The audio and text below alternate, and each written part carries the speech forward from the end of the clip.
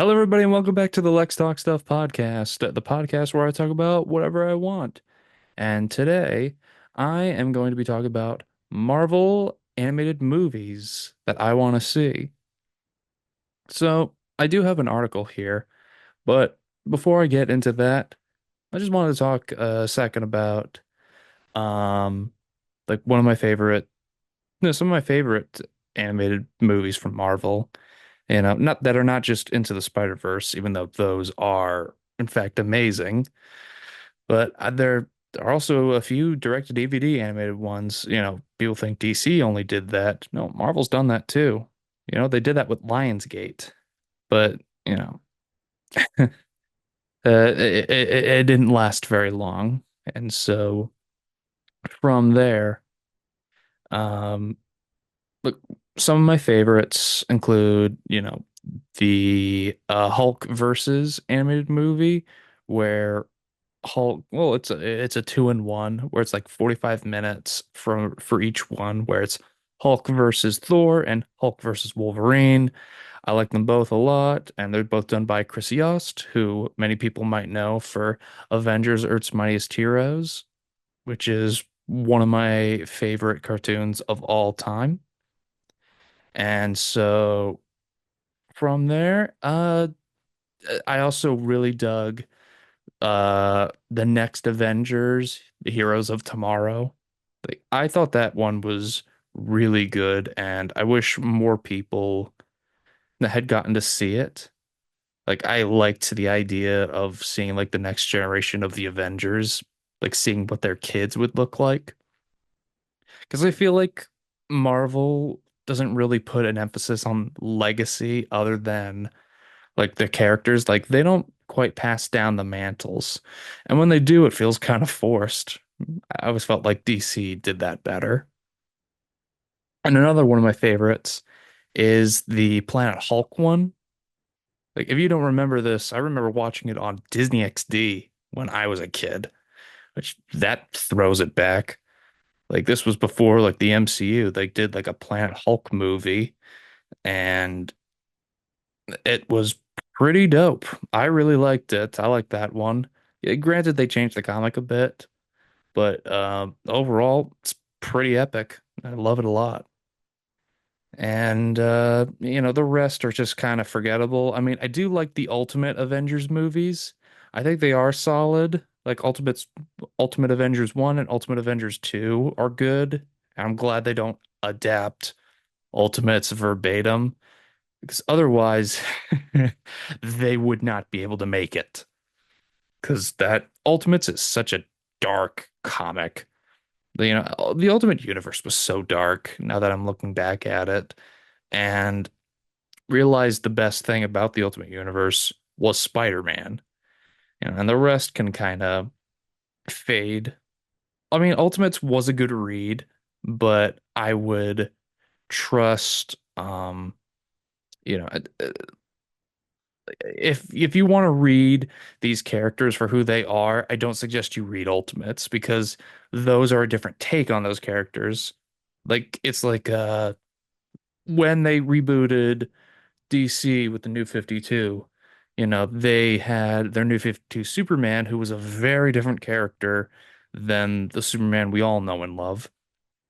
And so from there, like I thought that character was interesting, but to me that was not Superman.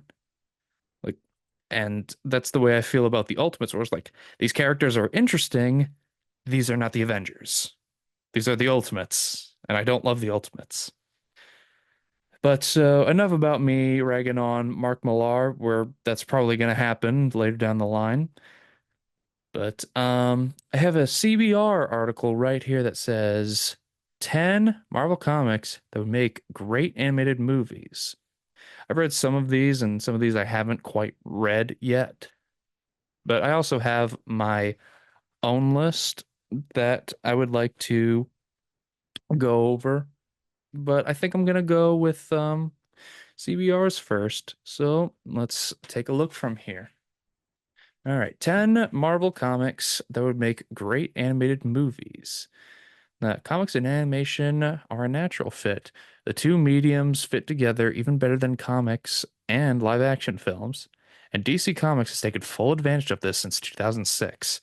Their company's animation division puts out at least one film a year, either adapting or melding famous comic storylines.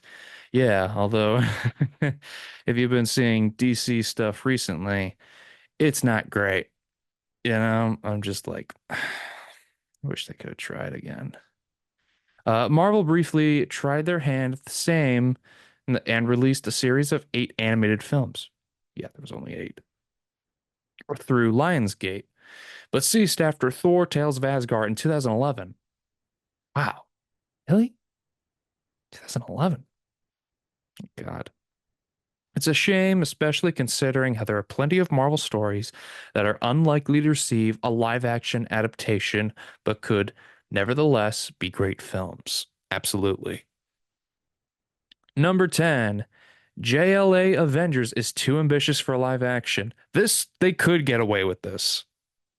Like if they just approached a studio like a third party to animate for them, then I think that would be a great way for them to have this like crossover and that it would all work out. Let's see, there have been intermediate crossovers between the big two companies, but one of the most famous was JLA Avengers, written by then current Avengers team Kirk Busiek and George Perez, a writer and artist who was just as famous for contributions to DC. Yeah, that would have been great. I think I read a little bit of this, but I don't quite remember it. I wait, did I? No, I read the Amalgam. I read the Amalgam comics, and those were good. And I don't see those getting adapted anytime soon. But like this would be great. The series depicts the two teams pitted against one another by Krona and the Grandmaster. The obvious copyright complications have kept the series out of print, and a live-action film adaptation would be far too much of a legal and production headache to attempt. But an animated film, that could be a different story. Yeah. Number 9, Demon in a Bottle could tackle serious subject matter the MCU is afraid of. That's true. They kind of just shoved off Iron Man's alcoholism to the side a little bit, but I think doing an animated movie would be great. Iron Man has been the face of the MCU, but the films refrain from adapting one of his most famous comic storylines, The Demon in a Bottle, told across Iron Man 120 through 128 by many authors, David Michelinie and Bob Layton, art by Layton, Carmine Infantino, and John Romita Jr. The series sees Tony Stark spiral into alcoholism. The story wasn't adapted into the MCU out of concerns it would be too dark, despite both Jon Favreau and Shane Black's desire to adapt it. However, an animated adaptation geared towards adult comic fans wouldn't have that problem.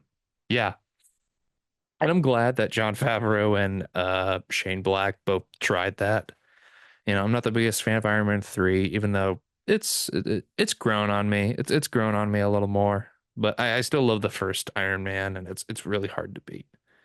If the rumors are true and they are going to reboot the MCU, I hope that if they do reboot Iron Man, that they just they take all the stuff that worked about the Iron Man movies and then take some of the stuff that would be cool to see from the Iron Man comics. I think that would be really great. Number 8, Age of Apocalypse is an event that could sustain a trilogy. Yeah, I have not read this one. I know I wanted to read it, but I've read a lot of X-Men comics that mostly talk about it rather than actually like do it.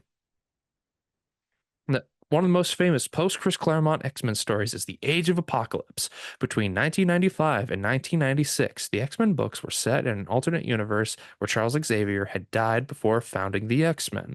This led to a world where Apocalypse ruled. Magneto led the X-Men, and several familiar characters were quite different. Cyclops was a servant of Apocalypse, for one. Oh, wow. The storyline was teased for adaptation and Wolverine and the X-Men, but the series was canceled before its second season could tell the tale since the X-Men films made under Marvel Studios can't jump into an alternate universe tale off the bat. Animated film was the way to go. That's right, the Wolverine and the X-Men TV show. Oh my God, that was so good. It was on Nicktoons, and I loved that. Like I loved that show. And I rewatched it a few years ago on Disney Plus, and my God, it was really freaking good. It was my favorite of like the X-Men animated stuff. Now I do like X-Men the animated series and X-Men Evolution, but Wolverine and the X-Men needed like another season. I can't stress that. And I would have loved to have seen where that story would go, and seeing the Age of Apocalypse storyline would be really cool. Like just seeing those animated movies would be really, really dope. You know, like I think it would be cool. I've not read this book. I know the author is in a bit of a controversy right now. Oh boy. 1602, a high concept miniseries primed for adaptation. I agree. Plenty of Neil Gaiman's work has been adapted to film or TV. Stardust, American Gods, Good Omens, or Netflix's forthcoming Sandman series. That's right, this came out before the series came out. Comic-wise, Gaiman's work for Marvel isn't as renowned as his DC Vertigo books, but Marvel 1602, a miniseries depicting a Marvel universe set in the Elizabethan era, remains a fan favorite. Gaiman pitched a live-action TV adaptation of the series, but was rejected, while Kevin Feige was concerned about the lack of a built-in audience for a 1602 live-action movie. However, an animated film targeting comic book fans for its audience would have exactly that. Yeah, I think that would be amazing. I would love to see 1602. Like, I haven't read the book. I probably will. Like, I'll just read it through the app. Like, I don't want to buy the trade. And so I think it would just be better if I just got it through the app. Let's take a look here. House of M is unlikely to be directly adapted to the MCU. Yeah, just do House of M. You know, for better or worse, the comic storyline most readers associate Wanda Maximoff with is House of M. Brian Michael Bendis and Oliver Copiel. Yeah, Wanda is born in the MCU. Doctor Strange, Multiverse of Madness. Yeah. By the way, to state this, this article came out in like 2002. This is not a 2000, I mean 2022. This is not 2024. But yeah, like I agree. I liked some of the House of M elements in WandaVision, but I kind of just want to see House of M. Like I think that'd be really fun. I think it would be I think it would be dope. But also the thing about that story is that Wanda's not the protagonist. Like she is more she's mostly a like a plot point. She's a MacGuffin rather than, actually being a main character in there. Although the biggest one in that story was Lila Miller, whose power was to literally like help people remember the previous universe. If that's not a MacGuffin and a half, I don't know what the hell is. But I still like that story a lot. Like I think it's a fun read and really sets up a lot for X-Men in the 2000s. Annihilation and Annihilation Conquest. I've read these. These are amazing. Oh my God. Let's see. Keith Giffen's Annihilation revitalized the cosmic side of the Marvel Universe, while Dan Abnett in an Andy Lanning sequel, Annihilation Conquest, was the groundwork for the modern Guardians of the Galaxy. Both stories uh, which see the galaxy besieged by Annihilus, then Ultron, and then the Phalanx, are epic space operas comparable to Star Wars or Mass Effect. Like, like it's yeah, like these stories were so good. Like Keith Giffen and Dan Abnett and Andy Lanning's work on the Marvel Cosmos was stunning, and I really, really wish that we could have seen these. I bet James Gunn seems like he's doing different stuff now. But had he like done Guardians of the Galaxy now in like the 2020s, I think Guardians of the Galaxy would have been a little more comic accurate because he eventually gave everyone like their costumes, like the Guardians uniforms. But I do love Guardians of the Galaxy, the movies. That's where I really fell in love with them. But these comics by, Dan Abnett and Andy Lanning, they're really good, and I highly recommend anybody read them if you haven't. Let's see. Number four, The Death of Captain America is a sprawling, mature political thriller. Um, yeah, I think definitely doing The Death of Captain America and even doing like Captain America Reborn would be fun. Uh, just doing like a Death of Superman, Return of Superman kind of thing. But what's this article say? Ed Brubaker's Captain America run may have been hampered by Civil War, but he made the most of it. Cap's death was tragic and one of the more convincing fake out superhero deaths of recent memory. But Bucky's turn as Captain America was an incredible character arc to see play out. While Brubaker's run has definitely influenced the MCU, the movies have chosen a different ending for Steve Rogers' story and a different successor, Sam Wilson, rather than Bucky, adapting the story as a two-part animated film in the vein of DC's Death of Superman and Reign of Superman would be the best way to do it justice. Yes, absolutely, right there. I think that would be really, really cool. And seeing like Bucky take over for a bit, and seeing like imposter Captain Americas would be cool. And then seeing like the Red Skull come back, like there's a way to do all this. Just adapting it in a very different story would be kind of cool. Like maybe if you do an animated movie, you don't do it from Civil War. You don't go Civil War and then Death of Captain America. I think you just do the death of Captain America in a different way. Like the Red Skull died, set up Cap, then stuff happens. Cap's a criminal. Cap turns himself in. Cap dies. Uh, Cap comes back and reborn, and then I think we're good. I think it'd be fun. Infinity is an epic which deserves direct adaptation. I have read this one. This was quite good. Spinning out of Jonathan Hickman's run on Avengers slash New Avengers, Infinity is easily one of the best received crossover events in recent Marvel history. During Infinity, the Avengers head to space to head off the threat of an alien race called the Builders. This leaves Earth vulnerable to an attack by Thanos, who has come to kill his inhuman son Thane. The storyline introduced Thanos' minions, the Black Order, who appeared in the MCU during Infinity War and Endgame. Those films' general storyline those films' general storylines took inspiration from Infinity, and it's unlikely the MCU will be featuring Thanos again anytime soon. So animation's the way to go. Yeah, I think doing this would be really cool. I think it's a really interesting storyline. The Hickman run on Avengers was interesting. It did culminate to Secret Wars, to Hickman's Secret Wars, but like there's definitely a lot of explanation that you would have to do kinda for Infinity. So let's see. Number two, yes. Spider-Man life story would make the most sense in animation. Yeah, I thought about that one. I didn't put it on my list, but I definitely want to see this. One of the best recent Marvel stories is the best recent Spider-Man story was Chip Zdarsky and Mark Bagley's Spider-Man life story.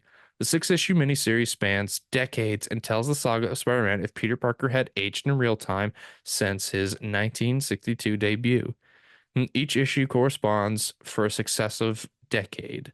Uh, Positioning the iconic Spider-Man stories as happening in the decades they were published, uh, doing different stories here and there. I'm not going to go over it, but if you haven't read Spider-Man Life Story, I highly encourage it. Even if you've never read a Spider-Man comic, I think you should read Spider-Man Life Story because it just gives you a good feel of who this character is and their place in the Marvel universe. And plays a really cool what if Spider-Man truly aged because we don't really get to see the life ends of all these characters, even though some of us do want them to end and some of us don't. It's a really weird situation. And number one, Dark Ages. I didn't read this one. I heard it wasn't that great. Tom Taylor is a master of high concept AU stories. His smash hit miniseries Deceased saw a zombie apocalypse hit the DC universe while currently running Dark Knights of Steel, reimagines the DC heroes and villains as players in a fantasy universe. The Dark Ages brings a similar setup to the Marvel universe. In the story's universe, a day unlike any other left the world without power, and the heroes were forced to pick up the pieces and create a new world. Taylor's AU books have the same enjoyment of a great event. They also brim with the imagination of putting familiar characters in new contexts. The Dark Ages has two issues to go. Oh, that's right. This was before before it finished. A series seriously stumbles towards the finish line. It'd make a fine movie. It did, so it wouldn't be a fine movie. They should have updated this. I would not have put Dark Ages on here for number one. There's so many others I would have put on here. But overall, CBR's list is not bad.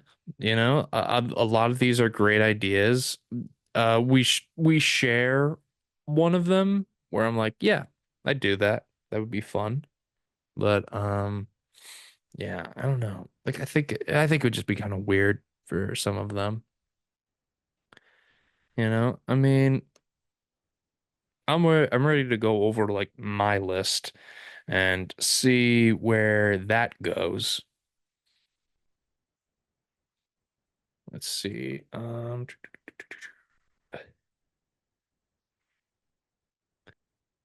Let's see. For my first one that I actually agreed with CBR,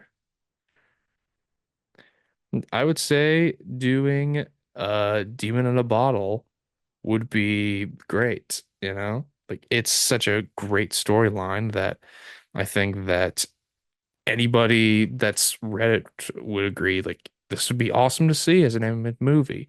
Maybe don't direct it, don't animate it like verbatim, adapt it because there's some stuff in there that is a little complicated and feels like it's not part of it. Like, there's a whole thing about like Namor and everything like that. So I would just adjust that one a bit, but I think it would be a really cool and really fun animated movie. The next one for me is Thor, the God Butcher.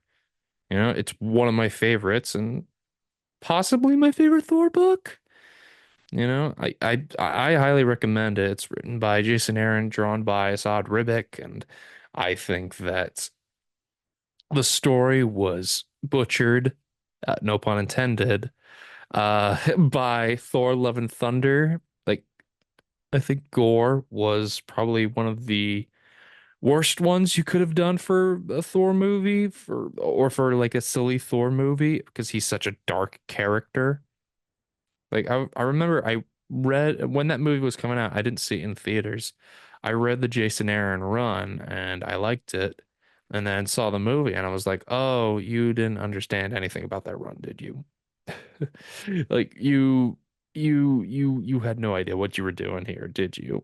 And then Taika Waititi revealed, "Yeah, I was doing Thor for a paycheck." So like it's kind of sad that we had to sacrifice a really good Thor movie.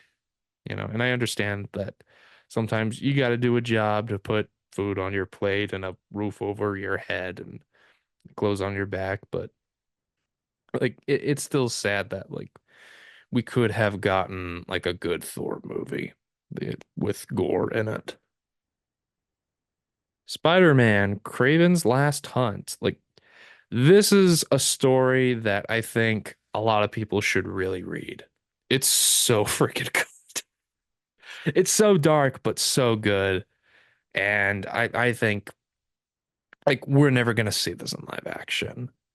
Too many like rights with Sony makes it a problem. We're not gonna see it on like an animated show, but it would be cool to see it in like a dark animated movie, like seeing Spider-Man versus Kraven finally in just a cool, awesome way. And who knows? Maybe we'll get it, maybe we won't. But all I know is that I I, I would love to see it, and J.M. DeMatteis, who wrote the story. He is a screenwriter and he would love to write the script for it. So, and he's worked in animation, so him doing it is perfect.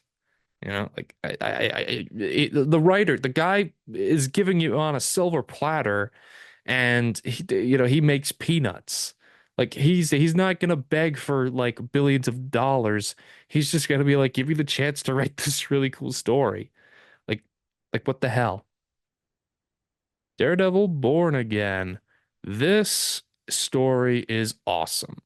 As Sal from Comic Pop would say, this is the closest thing to like a perfect comic. Like the story, the art, like the tone, all of it, like so good. And this is one of Frank Miller's best works ever. I'll be honest, I prefer Frank Miller's work on Daredevil over majority of his Batman. Like I love Dark Knight Returns, I love Batman Year One, but like his Daredevil is just so good. Oh my God, it's so good. Like it's such a dark story. And that show is like I'm excited for the show, but you're not gonna do that story. Why are you calling it Born Again when you're not gonna do Born Again? Like there's just no point to it. It's like doing The Great Gatsby, but you forgot all about Jay Gatsby. Like that's how I feel about it. This is a film kind of want to see as like an original idea. It's the X-Men in the Savage Land. I would love to see them just fight dinosaurs. Like how cool would that be? Like, just seeing like Wolverine versus a T-Rex and he like because they have been in the Savage Land many, many times. But one of like the early Stan Lee stories was them in the Savage Land. And so them going here and fighting Sauron and like uh evil, dinosaur monsters. It'd be so cool, and I would love that. Like I think we would because we just never seen that before, and it was such a waste of Fox to not do it. Like because they owned so much and did so little with it because they just didn't know what to do and had a guy that was not a good dude and also just embarrassed by the X-Men, which is really sad. I have nothing specific, but how has Black Panther not been considered to get an animated movie? You know, we love the Chadwick Boseman movies, may he rest in peace, but we still want to see T'Challa stories. Like, yeah, I like Shuri as the new Black Panther, and she's great, and she's right here, but I just, I love T'Challa. He's one of my favorites, and I would love to see him just have cool animated adventures. Like, yeah, he had like a weird, uh, like it wasn't stop motion. It was like a motion comic show or something like that. And I've heard it was good, but I still really, really want to see some of these stories brought to life. Like the original Hudlin run on Black Panther would be really awesome. Not to mention that the comic book run from Christopher Priest would be dope. And I haven't read the Ta-Nehisi Coates one yet, but I've heard it's really good and I'll probably enjoy it a lot. But so yeah, like give Black Panther his own movie, his own animated movie or series.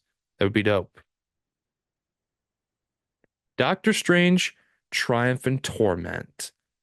This is something that I don't think they're gonna do in the next Doctor Strange movie, but I would love to see. Doctor Strange Triumph and Torment is about Doctor Strange trying to keep his title as Sorcerer Supreme in this contest of champions. And so what he gets, like he wins, but the only other person in the whole contest that gets close to winning but lost by default was Doctor Doom. And whoever came closest to second owes the victor owes them a favor.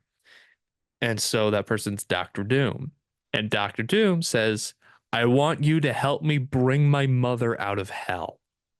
Like, my mother made a deal with the devil, and I need your help to bring her back. And Doctor Strange tries to help out. It's written by Roger Stern, drawn by Mike Mignola, the guy that wrote and drew Hellboy, created freaking Hellboy. What more do I need to say?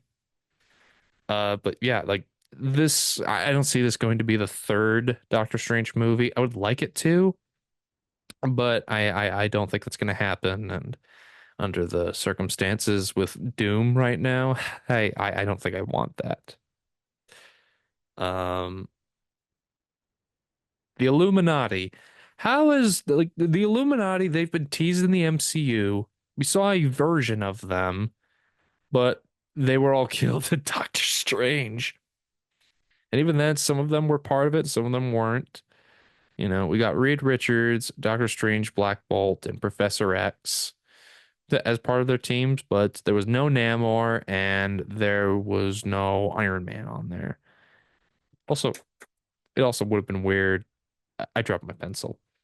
Um, also would have been weird casting a Namor before they decided to put him in an actual movie in like Doctor Strange 2. That would have been weird, but you know, I don't know. I like this comic where it's just them trying to rewrite all their mistakes across the Marvel universe.